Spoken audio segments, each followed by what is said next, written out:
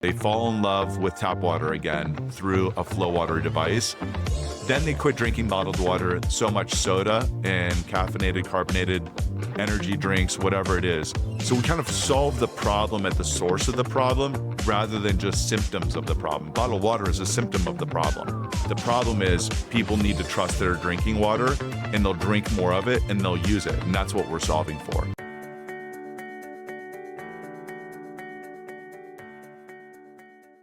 Hello and welcome to Conscious Design Podcast. I'm your host, Ian Peterman, and I help turn product ideas into sustainable seven-figure businesses. Join me for another episode where sustainability meets innovation and business savvy. Today, I'm really excited to have Raz Razgadis. He's the CEO and co-founder of FloWater. They're a company dedicated to transforming tap water into ultra-purified, great-tasting water while eliminating the need for single-use plastic. Welcome to the show. Ian, thanks for having me on. It's great to see you. Yeah, absolutely. I'm really excited to dive into this. This is single-use plastic is one of those things that we should fix. So great to have somebody else attempting to get rid of that problem. Everybody loves a good origin story. So let's talk about a little bit. How did this come about? How did you decide to tackle this problem? Well, for me, what really struck was when my daughters were about 11 and 12 years old, and I was taking them to a soccer game, and I started to see after every soccer game, and like one was more notable than the others, that they were basically getting rewarded for doing good things with really crappy food and beverages, right? So like, oh, I remember great that. job. Like you just won the game. Now like you get to torch your body with Twinkies and like energy drinks and sodas. And, I used to think growing up, well, this is just like what kids in Ohio do because that's where I grew up. And, I was living in SF at the time, and it kind of dawned on me like, holy shit, like all the kids in SF are kind of the same as the kids in Ohio and in Texas and everywhere else. And, the drink might be a little more refined and the food might be like a little more refined. But at the end of the day, I think it's like refined in labeling, but it's the same crap that's in there that is doing really bad things, whether it is neurologically, physiologically. And so that kind of led to a whole series of like, for me, explorations. And so there were kind of a variety of different paths that formed the creation of FloWater. But from what prompted my interest in this entire category started with that moment, which led to, exploration of why are kids drinking more water? And why aren't adults drinking more water? And holy shit, 70% of Americans are actually chronically dehydrated. Why do we have faucets everywhere and everyone's dehydrated? Well, then I found out, 70, 80% of Americans don't trust their tap water, so they don't really like to drink it. And then they reach for these alternatives, which are bottled water, or they reach for sugary, carbonated, caffeinated drinks. And then you get companies that are big beverage companies, big bottled water companies, big beverage companies that are profiting off of the fact that people don't like or trust their tap water.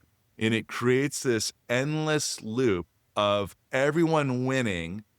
Every business wins that is in this industry, every constituent, every lobbyist, except for the person that's actually the consumer. They're losing. They're losing money. They're losing health. They're losing hydration. They're getting totally flummoxed. And so, here we are 12 years later. FloWater is focused on transforming America's drinking water and really restoring it. And I was with some college buddies over the weekend. They're like, well, you should, I don't know how much you know about the MAHA movement, Make America Healthy Again. I've heard a little bit, but not. It's a little polarizing, right? I mean, because RFK is driving this. I think it's actually, though, for all of the polarity of this thing, I think it's a little nuts because it's like, well, who can't agree with this idea of let's make America healthy again? Like, let's get contaminants out, and so we lose people along the way on various sides of it. But one of my buddies was really advocating. He's like, look, he's like, you should really streamline off that and have it be like, make water healthy again, and kind of create your own movement. And effectively, that's what we're trying to do, though. Like and this is actually the most nonpartisan of issues, which is everybody deserves access to clean drinking water that they can trust. It's a fundamental human right. You shouldn't have to be wealthy. You shouldn't have to have a certain skin tone to be able to have access to clean drinking water. And you shouldn't have to own a well. Yeah, exactly. I mean, if we all had deep rock wells or springs in our backyard, that's the ideal thing. You know, no contaminants, no that herbicides. water is amazing. Do you have one? No, but I have some family who bought property, 50 years ago. And they happen to be able to put a good well, and they have amazing spring water. So every time I visit, it's like, oh, you can drink their tap water. But that's like one house out of my entire family. When people ask me what's the ideal situation, I tell them that is it. So if everybody had access to that, then we wouldn't have any problems. But the problem is that that's one out of, I don't know if it's one out of a million, but it's definitely not one out of 10,000 either. It's somewhere between those two. So it's rare. It's very rare. Yeah. Yeah. Well, so let's talk about, right. And I love you brought this up. The people don't trust the tap water. Because I even remember growing up, my parents were like, don't drink tap water. You don't know what's in it. Like, you don't know what it is. And they were one of the people, they bought like a filtration system. And so there was like the one spigot in the house. So they're like, okay, you can get water out of this as you're drinking water. But that's still, it took them they had to educate themselves. Right. Because when I was a kid, this was not something that everybody was talking about constantly. A lot of people were like, oh, just deal with it. Like, just drink the tap water if you're thirsty. And then you had to buy the equipment, right? So you had to know. And I think that people are becoming more and more aware of just how not good the tap water is. And that's true. Like, I think you make a good point. It's driving everyone to go, okay, well, I guess I have to buy bottled water. That's kind of one of the only options people see, because it's the one with all the marketing money behind it. Yeah. So it's the one you constantly see in ads and everything. So let's talk about your solution. Can I talk through what's the process? I know you remove basically everything bad out of it. 99%, I think is what I was seeing. So can you talk a little bit about what are you able to remove? What is that water? Obviously, that's different, right? It's way better when your machine's done with it. Well, you okay if I kind of just port back though to like your parents and what your parents were telling you? Because people don't trust their tap water, but they don't really know why. Like, it's kind of how you described it. Most people are like, you don't know what's in there. There's something bad in there. It smells bad, tastes bad. I heard once. I can make this really, really clear for people. And it's not because I'm some guru. It's partly just because I've studied this for a long time, partly because the data is very plentiful, partly because you could just go to ewg.org and they have a tap water database in its environmental working group. It's a nonprofit. And in that database, it has just a partial listing of the chemicals and contaminants that are in your backyard drinking water. And it's just a partial list. It's not like current as of the month. It's an aggregate data, a listing of data that is not all inclusive. And you're going to see 5, 10, 20, 30 different contaminants in your backyard or your nearest municipal water that shows 5 times the EWG limit, 30 times the EWG limit, 2,000 times the EWG recommended limit. And so that's just like one way that you can look at this. But let me just explain and contextualize it a little bit, because a lot of people think, oh, well, I just prefer bottled water. Like, I like the brand, or it's cool, or like it just tastes a little bit better. The issue with drinking water in the United States is a serious one. And so this is now systemic across the board everywhere. And it's driven by a few factors. Number one, we've been toxifying our environment with tens and tens and tens of thousands of chemicals over the last 50 years.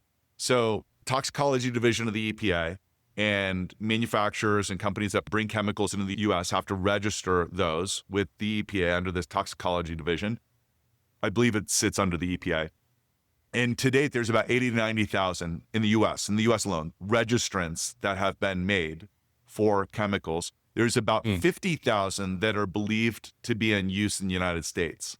Okay, that's just the chemicals. And then, this goes into agriculture, pharmaceuticals, manufacturing, it's just all of the stuff that we consume.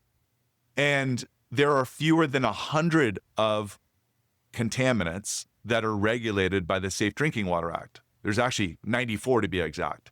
So PFAS is a great example. There's supposed to be a federal mandate around maximum allowable limits of PFAS taking effect. I think PFAS should be, I think it should be regulated, but I think it's a little bit like picking and choosing what's the worst chemical in a cigarette. Out of the 6,000 chemicals in a cigarette, it's like picking and choosing like, oh, let's make it only 5,900 bad chemicals.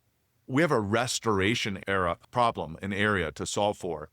And so just going back to this problem, and I'll go to the FloWater and make sure I answer your question, but the problem really is we are drinking a chemical cocktail in the United States, and that's because of contamination and, lack of regulation or deregulation. And it's also because we are on super aged infrastructure. So today's municipal water treatment plant was never, ever designed to withstand 50,000 chemicals and being able to extract all of that stuff out. Like, it was good for 50, 80, 100 years ago, 30 years ago. Now it's a problem. And so that on top of super aged infrastructure that has cracks, fissures in it, lead, some of these are lead pipes. That's one of the ways you get lead contamination. 56% of Americans are drinking water with lead in it in the last 5 years. That's a huge issue. It's starting to crack more, and so it's leaking then. Yeah, and then it's leaking, and then that invites bacteria. So like you get the chlorine that's supposed to be the delivery agent that keeps the water clean, but like you can get, high concentrations of bacteria or viruses through these cracks and fissures.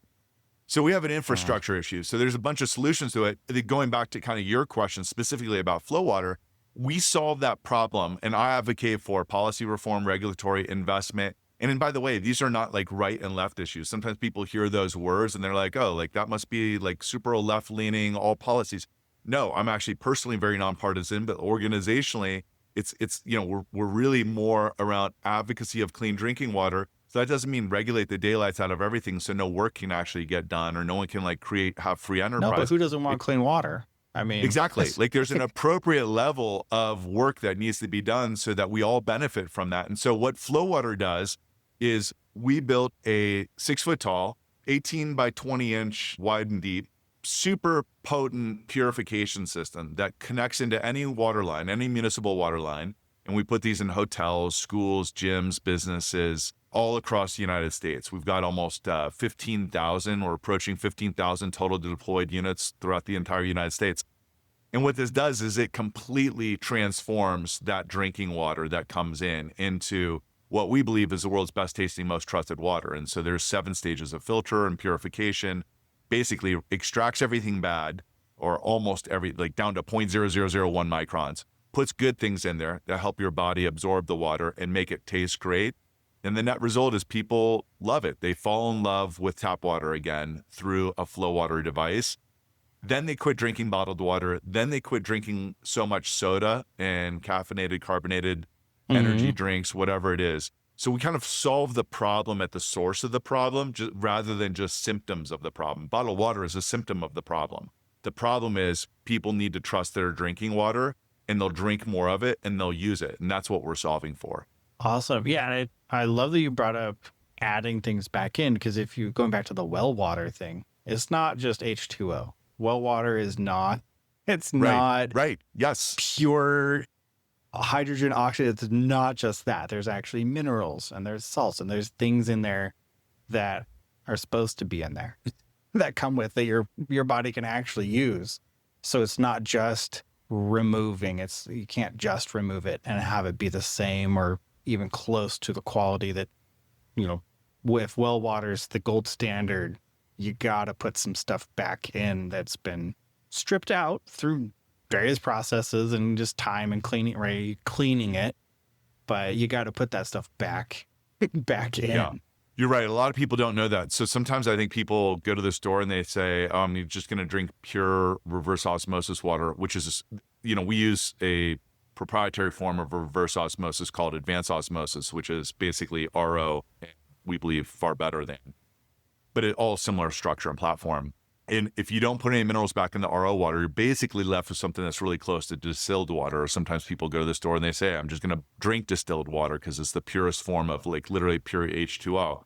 And you're right. It's not good for your body. I mean, you need those minerals and electrolytes for optimal absorption. It also doesn't taste right. Like if you ever drink it, it tastes... No, it's not good. It tastes wrong because it is wrong. There's no minerals in it. And there's no electrolytes in it. So Yeah, well water, like good spring water has, like it's again very rare, but the really good spring water has like nature is kind of the best.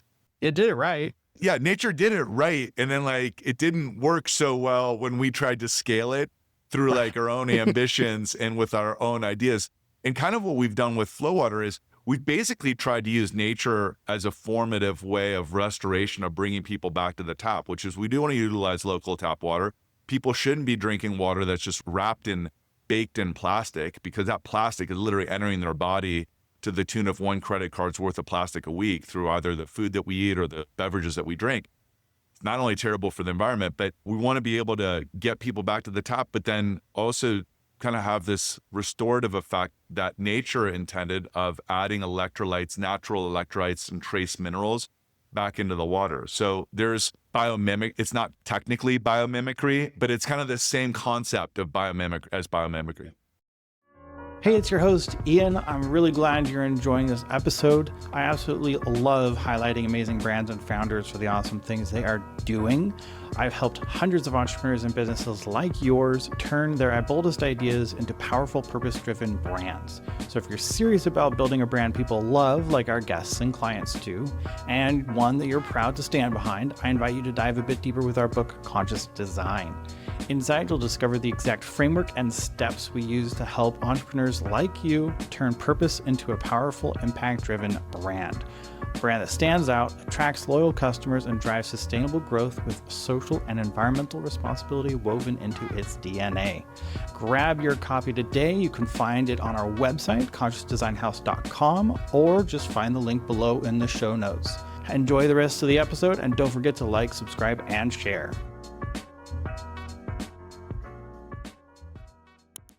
You are recreating something that, well, it's basically we stripped out the bio part and then you're putting it back in.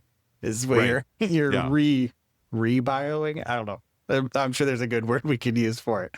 Come up with something. That's amazing. And so you're focused right now on your device being in these large spaces where you have a lot of people, where you might typically have a water fountain, which I also avoid those because Yep. I know they're not filtering anything any better. It's just municipal water.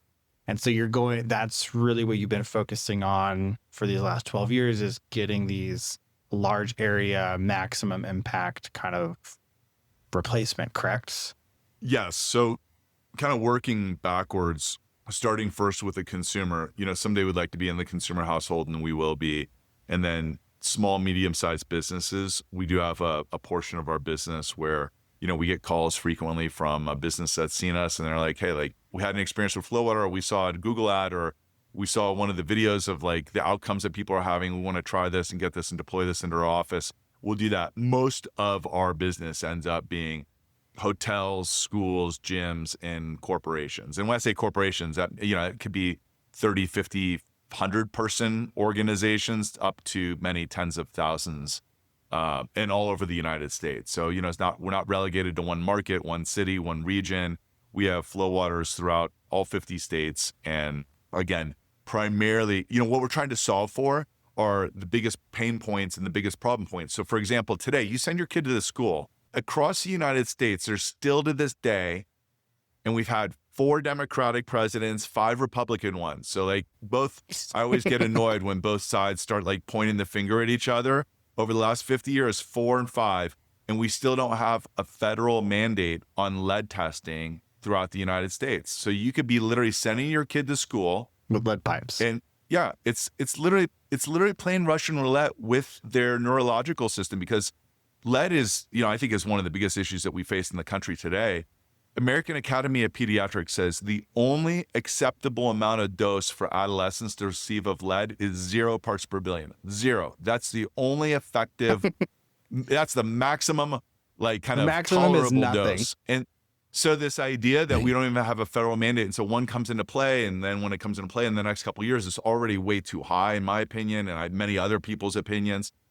So we look at this where we say, look, if we have this dire issue, where are the greatest pain points for which we can immediately solve a pervasive problem today. You know, it's not, we don't have to wait for policy. So I advocate for policy and regulatory and investment, appropriate investment in, you know, technology for municipality. But those are like 2, 5, 10, 20 years away. In some cases, 50 years away in terms of laying new pipe.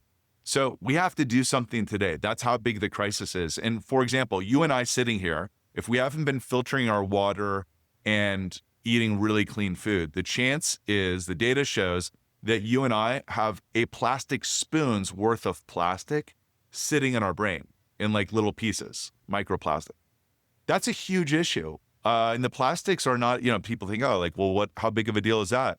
New England Journal of Medicine just published something in the last year that showed that people that have microplastics found in arterial plaque or in their arteries had a 4-fold increase of myocardial infarction, death, and stroke. It's dramatic once you have this stuff in you. So we have to do things like preventing lead from entering our bodies because they were not designed to filter lead. They're not very good at lead. It ends up having permanent neurological issues. I mean, that stuff's old. We know the Romans used lead in their pipes, and it was a known issue. Like, we're talking thousands of years. We know lead's bad. It's not it's been around. Yeah, that's like another podcast episode. Like, how did this happen? Like 2,000 years or however many thousands of years later. Yeah, it's kind of staggering to me.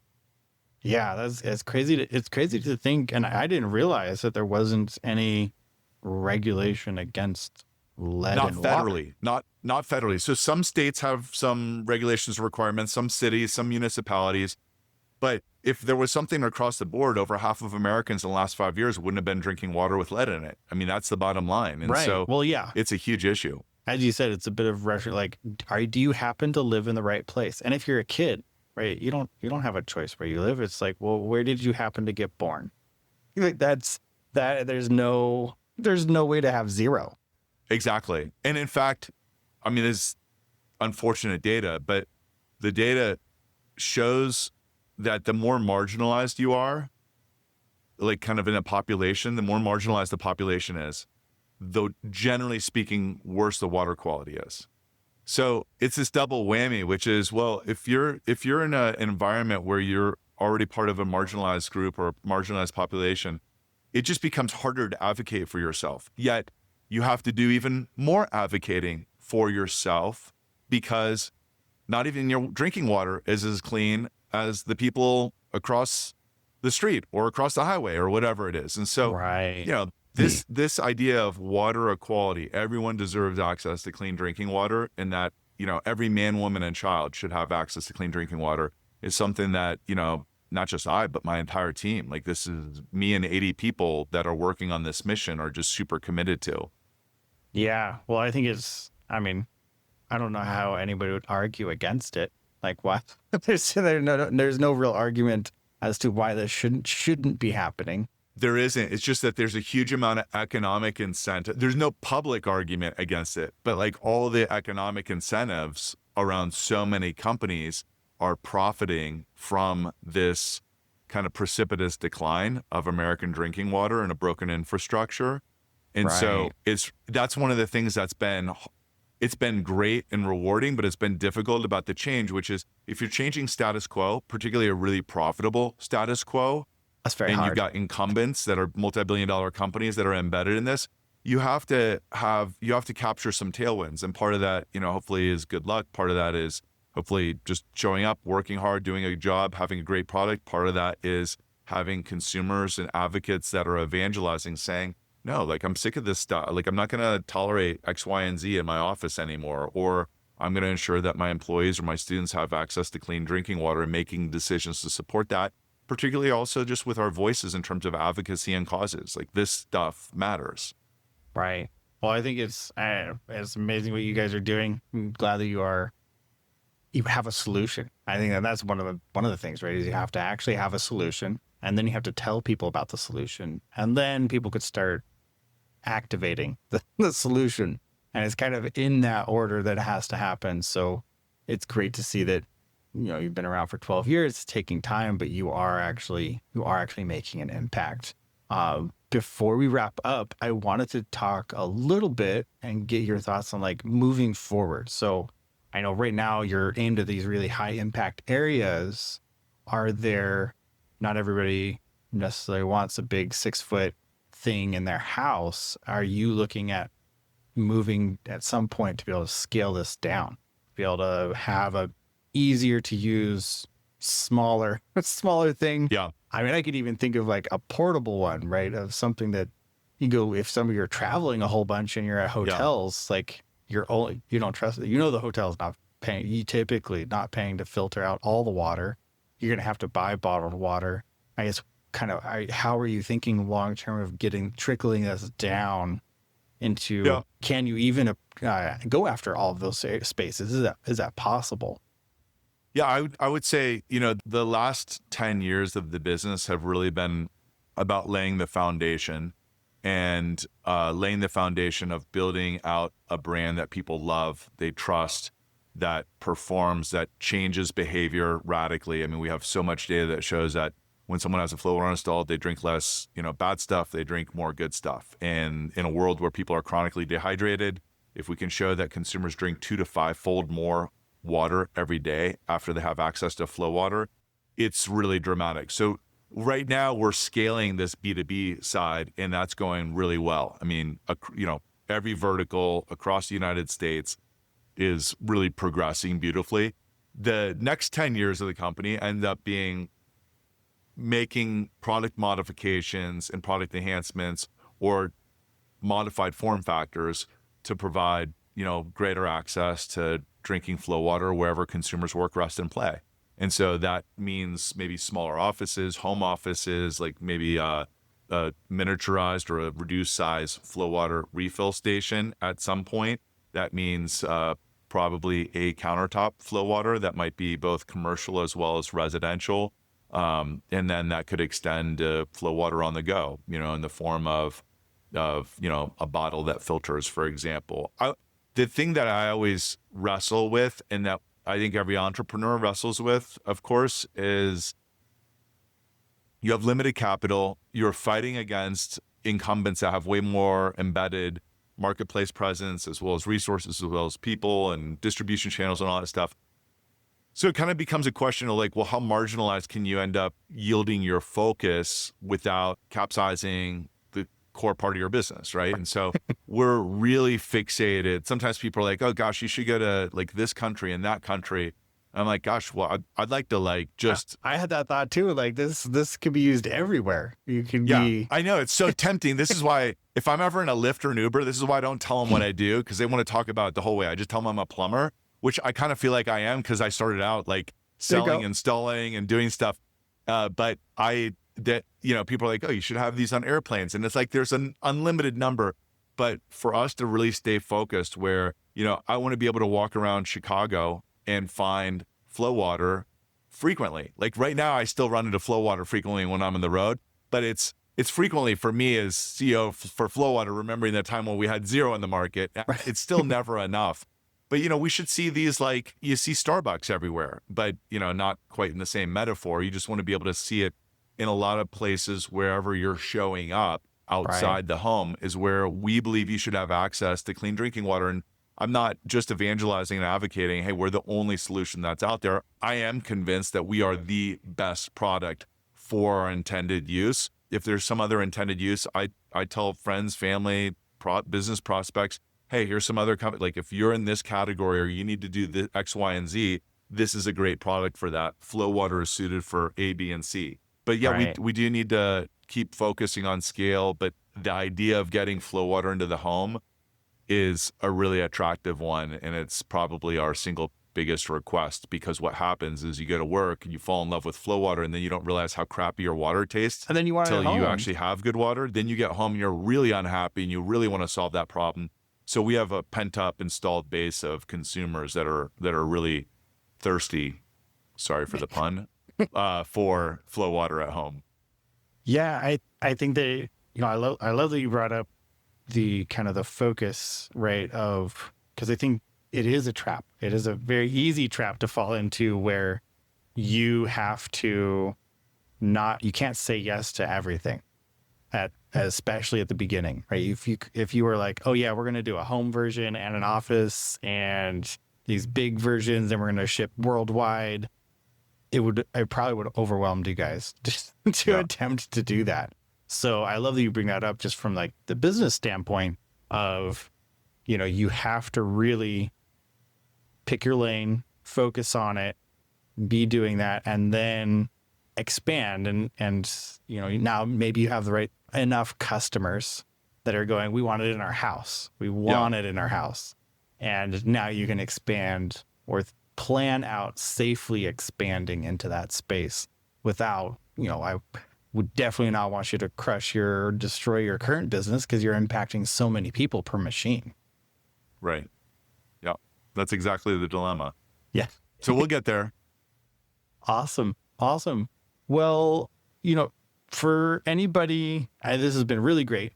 For one, is love what you guys are doing. The impact is amazing to see what you guys are doing. For people that are interested in learning more, getting a machine, getting this, maybe telling their gym that they need to have this installed. Yeah. What's the best way to find you guys and then reach out? Just a couple things. Go to drinkflowwater.com. Drink FLOWATER.com, and also on socials we're at drinkflowwater. Go in, you could submit a request for a product demo, or you could just say, hey, like you said, hey, I want this in my gym. Like, I don't want to be drinking this crappy water fountain water anymore. Like, and then if we call the gym up and we're like, hey, some of your consumers would love to have a demo of this unit, and like we're in 15,000 locations across the United States, many thousands of gyms and fitness centers across the US. Here's the impact. Generally speaking, people are pretty open to saying, hey, I just didn't hear about you and we'd love to try it. Same thing with the school, parents advocating for their kids and having access to safe conditions, clean food, clean drinking water. These things make a major difference. And school boards are already focusing on that. I mean, I know the school boards have a lot of challenges in their hands these days. So I've sat in front of many school board meetings, and I feel like they're all just trying to for the most part, most of them are trying to really do the right thing. But that said, consumers, parents, PTAs can really accelerate that or help ensure the prioritization. And I think the idea of clean drinking water in a school is just like the first level, level stuff that we got to do. Who can you really even argue it's clean water for kids? Yeah. Like that should be a double whammy of, yes, you should be saying yes. Yeah. Just do it. And especially with your, if it seems like yours is a pretty easy install. You plug it into the water source and you turn it off. It is. So literally 30 minutes, 40 minutes, and it's not, there's no, amazing. We don't need a contractor that's certified in anything in particular. You don't need plumbing to be done. It's a very simple hookup line. People tend to think like, particularly at school, oh, like water fountain, that's a nightmare. It kind of is a nightmare because then you have like possibly asbestos, through some of these old buildings, and you have to do certain, because that's good to have in schools too, processes around this. So what we do is we'll just put a FloWater right next to the old water fountain, hook it up, and like 30 minutes later it's up and running. So that does make it really awesome. Ease of use. This is the thing, like going back to design. I know we're finishing up here, but like one of the comments that I just want to make real quickly about design is you can't just have it be cool. It's got to be elegant and simple for the customer, which is, I'll use an example of something that I think has just gotten like way over designed, is that every appliance, I do not want every one of my appliances to have IoT connectivity. That is like, to me, one of the world's worst ideas. Well, you don't want to smart nope everything. Yeah, exactly. Like, I just want to turn something on, move a button, go, like in some cases, right? Other cases, it's a really good idea. And so FloWater having simplicity, speed, soft touch buttons that are really easy to clean. Like, one of the reasons that people like water fountains is it takes 35 seconds on average to fill up a bottle like this at a water fountain. It's about 9 seconds in a FloWater refill station. That piece of friction is actually a really big deal when people are deciding, hey, do I fill up or is like the line too long? Well, I would imagine, especially if you're at school rushing between even college. Yes, exactly. I remember college rushing between classes when you have 5 minutes to get across campus. Literally, like five kids. Which 5 kids are going to get to drink water today? Yeah, exactly. who's going to get there? Because I'm not going to wait in line for 3 minutes to get to the water. I'm going to go to class. I can't do it.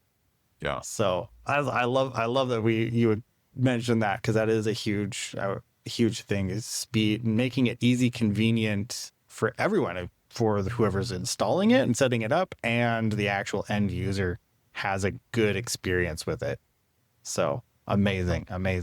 Well, I know we're at time here now, but I really appreciate you taking the time to jump on here, talk about what you guys are doing. I love what you guys are doing, and hope you guys just keep growing, and we'll love to see your in-home version when you guys can get that done. All right, Ian, thanks for having me on. It's a pleasure to see you. Absolutely. And that wraps up another episode of the Conscious Design Podcast. If today's episode inspired you to bring your product idea to life and turn it into a sustainable 7-figure business, visit petermanfirm.com or click the link below. Your ideas have the power to change the world, and we're here to help make that happen. Thank you for joining us, and I'll see you on the next episode.